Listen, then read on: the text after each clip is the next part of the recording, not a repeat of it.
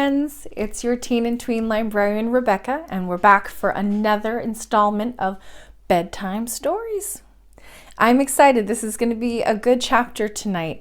But before we get going, I wanted to talk about last episode's chapter.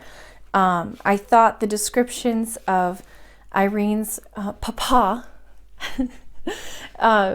coming in with the bugles and the banners and the shining armor was really exciting. But I loved how once he got there, they just had this quiet time together to talk.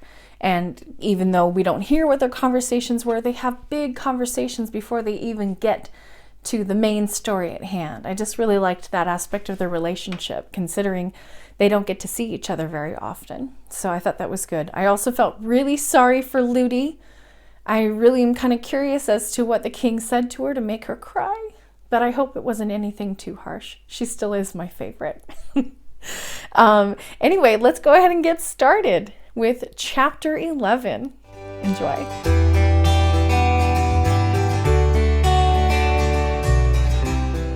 Chapter 11, The Old Lady's Bedroom. Nothing more happened worth telling for some time. The autumn came and went by. There were no more flowers in the garden. The wind blew strong and howled among the rocks. The rain fell and drenched the few yellow and red leaves that could not get off the bare branches. Again and again, there would be a glorious morning followed by a pouring afternoon, and sometimes for a week together there would be rain, nothing but rain all day, and then the most lovely cloudless night, with the sky all out in full-blown stars, not one missing. But the princess could not see much of them, for she went to bed early. The winter drew on, and she found things growing dreary. When it was too stormy to go out, she had got tired of all of her toys. Ludi would take her about the house, sometimes to the housekeeper's room, where the housekeeper, who was a good, kind old woman, made much of her, sometimes to the servants' hall or the kitchen, where she was not princess merely, but absolute queen, and ran a great risk of being spoiled.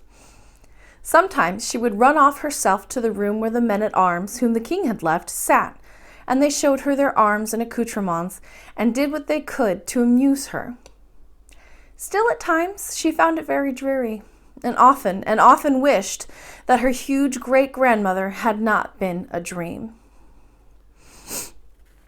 One morning, the nurse left her with the housekeeper for a while. To amuse her, she turned out the contents of an old cabinet upon the table.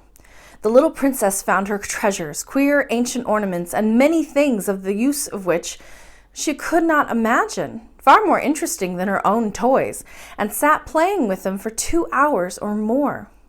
But, at length, in handling a curious old-fashioned brooch, she ran the pin of it into her thumb and gave a little scream with the sharpness of the pain, but would have thought more of it had not the pain increased and her thumb began to swell. This alarmed the housekeeper greatly. The nurse was fetched, the doctor was sent for, her hand was poulticed, and long before her usual time she was put to bed. The pain still continued, and although she fell asleep and dreamed a good many dreams, there was the pain always in every dream. At last it woke her up. The moon was shining brightly into the room. The poultice had fallen off her hand, and it was burning hot. She fancied if she could hold it into the moonlight, that would cool it. So she got out of bed, without waking the nurse, who lay at the other end of the room, and went to the window. When she looked out, she saw one of the men-at-arms walking in the garden, with the moonlight glancing on his armor. She was just going to tap on the window and call him, for she wanted to tell him all about it, when she bethought herself that might wake Ludi, and she would put her into her bed again. So she resolved to go to the window of another room and call him from there. It was so much nicer to have somebody to talk to than to lie awake in bed with the burning pain in her hand. She opened the door very gently and went through the nursery, which did not look into the garden, to go to the other window. But when she came to the foot of the old staircase, there was the moon shining down from some window high up, and making the worm-eaten oak look very strange and delicate and lovely. In a moment, she was putting her little feet one after the other in the silvery path up the stair, looking behind as she went to see the shadow they made in the middle of the silver. Some little girls would have been afraid to find themselves thus alone in the middle of the night.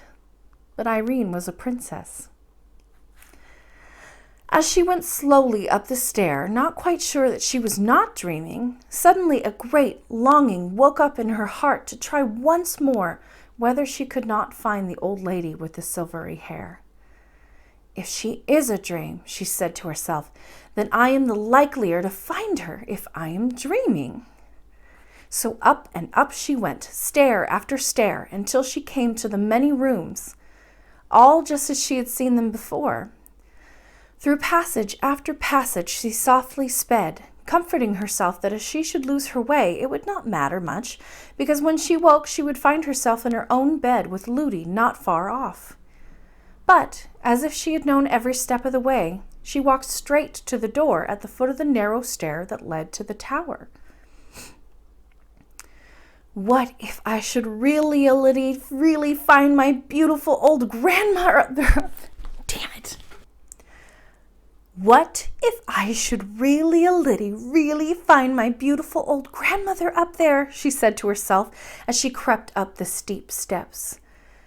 When she reached the top, she stood a moment listening in the dark, for there was no moon there. Yes, it was the hum of a spinning wheel. What a diligent grandmother to work both day and night. She tapped gently at the door. Come in, Irene, said the sweet voice. The princess opened the door and entered. There was the moonlight streaming in at the window, and in the middle of the moonlight sat the old lady in her black dress with the white lace, and her silvery hair mingling with the moonlight, so that you could not have told which was which. Come in, Irene, she said again. Can you tell me what I am spinning? She speaks, thought Irene, just as if she'd seen me 5 minutes ago, or yesterday at the farthest. No, she answered. I don't know what you are spinning. Please, I thought you were a dream. Why couldn't I find you before, great-great-grandmother? That you are hardly old enough to understand. But you would have found me sooner if you hadn't come to think I was a dream. I will give you one reason, though, why you couldn't find me. I didn't want you to find me. Why, please? Because I did not want Ludi to know I was here. But you told me to tell Ludi. Yes, but I knew Ludi would not believe you. If she were to see me sitting spinning here, she wouldn't believe me either. Why? Because she couldn't. She would rub her eyes and go away and say she felt queer and forget half of it and more, and then say it had all been a dream. Just like me, said Irene, feeling very much ashamed of herself. Yes, a good deal like you, but not just like you, for you've come again, and Ludi wouldn't have come again. She would have said, no, she'd had enough of such nonsense. Is it naughty of Ludi, then? It would be naughty of you. I've never done anything for Ludi. And you did wash my face and hands for me, said Irene, beginning to cry. The old lady smiled a sweet smile and said, I'm not vexed with you, my child, nor with Ludi either. But I don't want you to say anything more to Ludi about me. If she should ask you, you must just be silent. But I do not think she will ask you. All the time they talked, the old lady kept on spinning. You haven't told me yet what I'm spinning, she said. Because I don't know. It's very pretty stuff. It was indeed very pretty stuff. There was a good bunch of it on the distaff attached to the spinning wheel, and in the moonlight it shone like, what shall I say it was like? It was not white enough for silver. Yes, it was like silver, but shone gray rather than white, and glittered only a little. And the thread the old lady drew out from it was so fine that Irene could hardly see it. I'm spinning this for you, my child. For me? What am I to do with it, please? I will tell you by and by. But first I will tell you what it is. It is spider webs, of a particular kind. My pigeons bring it me from over the great sea.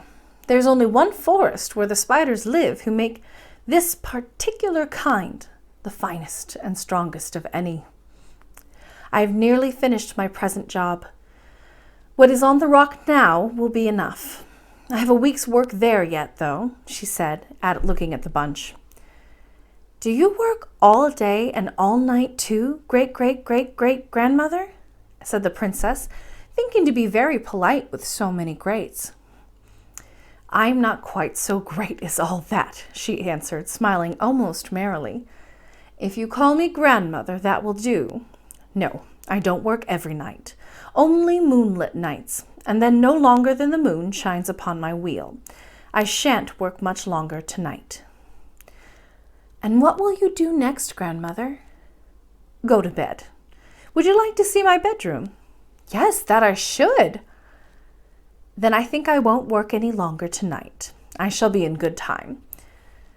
The old lady rose and left her wheel standing just as it was. You see, there was no good in putting it away, for where there was not any furniture there, it was no danger of being untidy.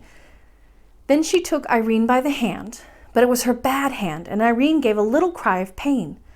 My child, said her grandmother, what is the matter? Irene held her hand into the moonlight, that the old lady might see it, and told her all about it, at which she looked grave. But she only said, Give me your other hand, and having led her out upon the little dark landing, opened the door on the opposite side of it. What was Irene's surprise to see the loveliest room she'd ever seen in her life. It was large and lofty and dome-shaped. From the center hung a lamp as round as a ball, shining as if it was the brightest moonlight, which made everything visible in the room, though not so clearly that the princess could tell what many of the things were. A large oval bed stood in the middle, with a coverlet of rose color, and velvet curtains all round of it a lovely pale blue. The walls were also blue, spangled all over with what looked like stars of silver. The old lady left her, and going to a strange-looking cabinet, opened it and took out a curious silver casket. Then she sat down on a low chair, and calling Irene, made her kneel before her while she looked at her hand. Having examined it, she opened the casket and took from it a little ointment. The sweetest odor filled the room, like that of roses and lilies, as she rubbed the ointment gently all over the hot, swollen hand. Her touch was so pleasant and cool that it seemed to drive away the pain and heat whenever it came. Oh, grandmother, that is so nice, said Irene. Thank you, thank you. Then the old lady went to a chest of drawers and took out a large handkerchief of gossamer-like cambric, which she tied round her hand. I don't think I can let you go away tonight, she said. Would you like to sleep with me? Oh, yes, yes, dear grandmother, said Irene, and would have clapped her hands, forgetting that she could not. You won't be afraid, then, to go to bed with such an old woman? No, you are so beautiful, grandmother, but I am very old. And I suppose I am very young. You won't mind sleeping with such a very young woman, grandmother? You sweet little pertness, said the old lady, and drew her towards her and kissed her on the forehead and the cheek and the mouth.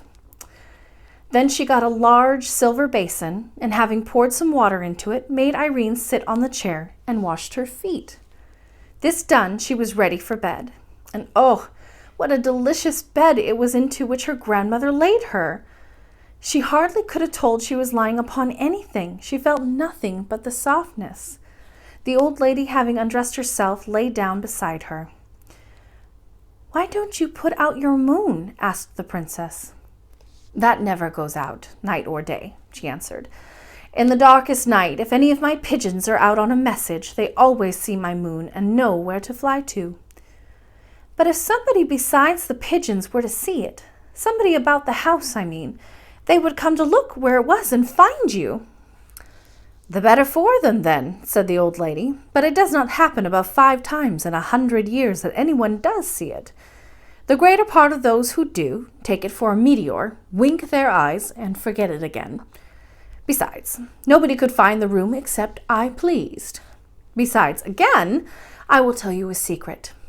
If that light were to go out, you would fancy yourself lying in a bare garret on a heap of old straw, and would not see one of the pleasant things round about you all the time." "I hope it will never go out," said the princess. "I hope not. But it is time we both went to sleep. Shall I take you in my arms?" The little princess nestled close up to the old lady, who took her in both her arms and held her close to her bosom. "Oh dear, this is so nice," said the princess. "I didn't know anything in the world could be so comfortable. I should like to lie here forever." "You may, if you will," said the old lady, "but I must put you to one trial, not a very hard one, I hope. This night week you must come back to me. If you don't, I do not know when you may find me again, and you will soon want me very much." "Oh, please don't let me forget." "You shall not forget. The only question is whether you will believe I am anywhere, whether you believe I am anything but a dream. You may be sure I will do all I can to help you come, but it will rest with yourself, after all. On the night of next Friday, you must come to me. Mind now." "I will try," said the princess. "Then good night," said the old lady, and kissed the forehead which lay on her bosom. In a moment more, the little princess was dreaming in the midst of the loveliest dreams, of summer seas and moonlight and mossy springs and great murmuring trees, and beds of wild flowers with such odors as she had never smelled before. But, after all, no dream could be more lovely than what she had left behind when she fell asleep. In the morning, she found herself in her own bed. There were no handkerchief or anything else on her hand. Only a sweet odor lingered about it. The swelling had all gone down. The prick of the brooch had vanished. In fact, her hand was perfectly well. And that's the end of chapter 11. Thank you for joining me for another installment of Bedtime Stories. Make sure you never miss an episode by subscribing to the library's YouTube channel. You can also find out what else is happening with the library by finding us on Facebook, Twitter, or Instagram. Or you can always visit the library's website. I hope you'll join me for another episode, but until then, be well and sleep well.